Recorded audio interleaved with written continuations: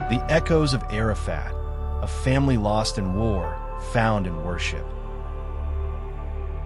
The night the bombs fell on Aleppo, Yusuf was 6 years old. He was playing with a wooden toy his father had carved for him. Something simple, a camel on wheels pulled with a string.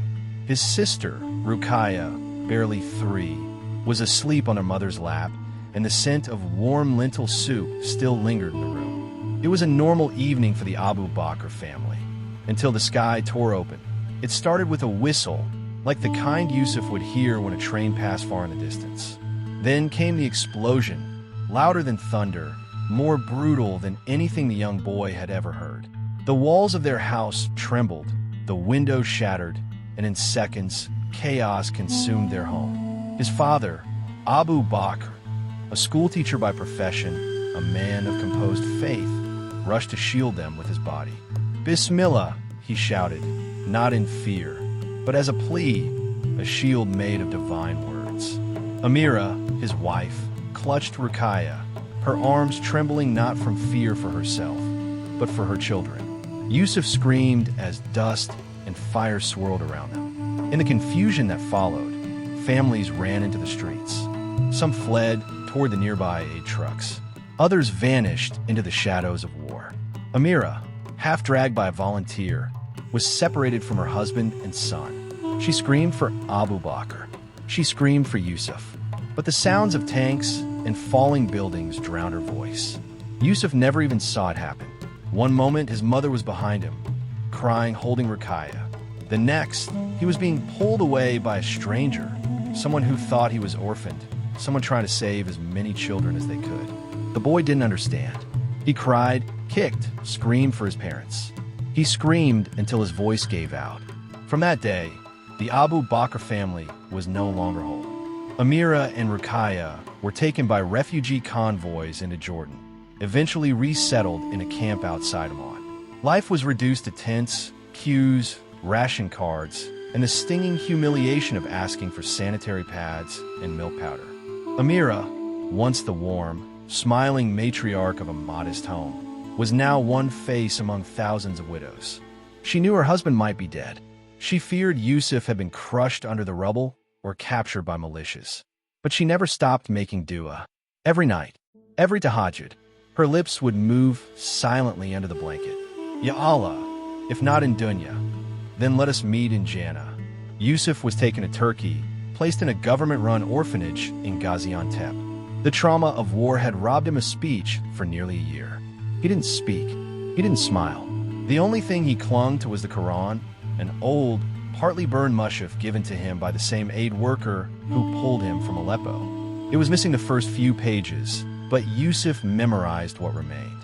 He treated it like a letter from his father, like a whisper from his mother. He memorized Surah Yasin and Surah Rahman by the time he was 10, not because anyone forced him, but because he had nothing else that felt familiar. He grew into a quiet, thoughtful young man, known for his adab and the calm sadness in his eyes. Sometimes he'd wake up crying. Sometimes he'd stare at the sky and ask questions his tongue couldn't form. Every Eid, he'd look at other boys hugging their fathers and feel an invisible dagger twist inside him. But every Eid, he would still go to the masjid, still whisper, Ya Allah, please return what you took, or teach me how to live without it. Ruins remained in Aleppo long after the war front moved. Abu Bakr never left. He taught Quran in underground schools, refusing to abandon his homeland. He searched hospitals. He knocked on orphanages. He begged imams to ask about a boy named Yusuf bin Abu Bakr during khutbahs. But the years passed, and all he had were pieces of his son's old clothing and a memory that refused to fade. Still, every Ramadan, he would set an extra plate at iftar, hoping Allah might surprise him. Even the dead can live again, he would say.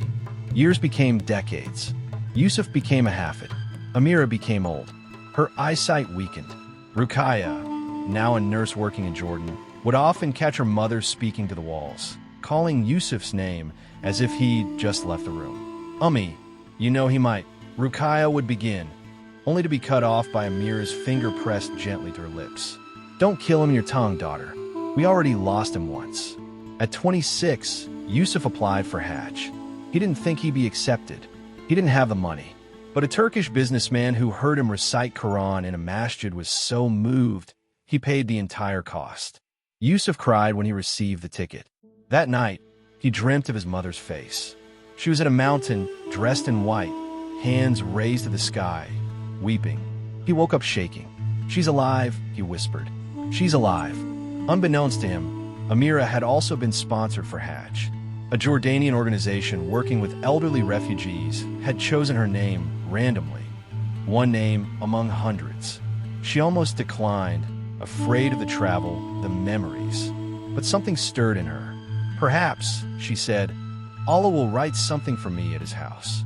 And so, by the will of the most merciful, all three boarded different planes from different cities at different times, unaware that the journey of a lifetime would become the moment they had been praying for since the bombs fell. The plains of Arafat stretched like a sea of white on the 9th of Dhul Hijjah. It was blisteringly hot. The sun bore down like judgment. But the hearts of the Hajj were soft, broken, pouring. It is the day where even the worst sinner dares to believe in forgiveness. The day when Allah boasts of his servants to the angels. Yusuf stood near a tree. He had no umbrella, no water, just his hands raised high, and his lips moving nonstop. "Ya Allah, I have forgiven everyone who hurt me. I have buried the pain. I do not ask you for wealth or status. I only ask, let me meet them again. Let me look into her eyes. Let me know if my father lived. And if you've already taken them, let me feel their forgiveness in this wind." Not far from him, Amira sat under a tent. Her lips cracked, her face wrinkled, but her heart was a lighthouse, strong, stubborn, undying. "I don't need my eyes to see him," she whispered. "I'll know my son by his voice." He used to say Ami like he was reciting a verse. Her tears soaked her arm. Ruqayya placed a hand on her shoulder. "Ummi, drink something," but Amira only shook her head. "Today, I drink from Allah's mercy." Abu Bakr sat alone on the edge of the plain, away from crowds. He hated crowds now. So many years of war and betrayal had made him quiet, hard to read. He opened his mushaf, recited the same verses Yusuf had memorized. He didn't ask for reunion anymore. He only said, "Ya Allah, don't let me die without gratitude on my lips." The miracle came like most miracles do, not with lightning or dreams, but with a mistake. Yusuf had misplaced his bag. A volunteer began calling his name loudly. "Yusuf bin Abu Bakr. Lost ID. Please come." Amira froze. The name struck her like a whip. "Say it again," she told the boy. He repeated, "Yusuf bin Abu Bakr." Her legs moved before she could think. Ruqayya tried to hold her, but the old woman broke into a run. She scanned the crowd. Her heart beat in her throat. Then she saw him, a man with eyes like his father, a birthmark under the left ear, skin-kissed by Syria's sun, but hardened by time. "Yusuf," she whispered. He turned. His eyes widened. She fell. He caught her. For a moment, the world vanished.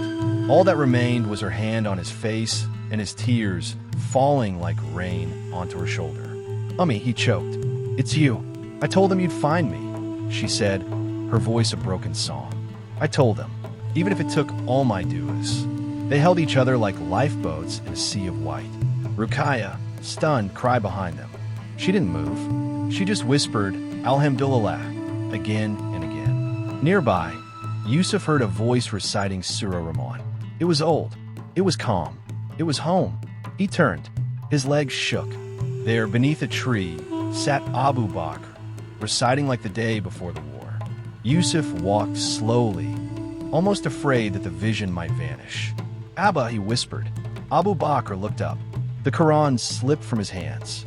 He stood, stumbled, then embraced his son. They cried like men who hadn't cried in years. People gathered. They didn't know the story, but they felt the weight of it. They saw the mercy of it. Some cried with them. Others raised their hands and whispered, "Ya Allah, give us such an ending." At the end of Hajj, the three of them, Yusuf, Amira, and Abu Bakr, circled the Kaaba together, each with their own story of pain, each with a heart reborn. Their tawaf was slow, full of stops, full of tears, full of silent thanks. As they walked, Yusuf remembered something his father once told him, years before the war. This world can break every bone in your body, Yusuf, but if your dua still stands, so do you. That day they stood, together, as one family. After 20 years, war could not win, because mercy always does.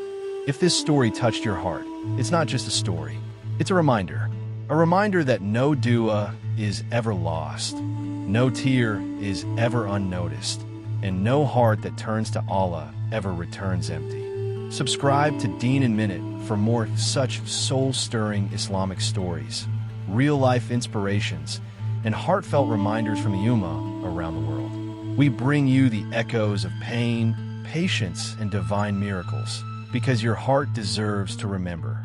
Click subscribe, hit the bell, join the journey of faith, 1 minute, 1 miracle at a time. Hashtag Deen in Minute, where stories become sujud.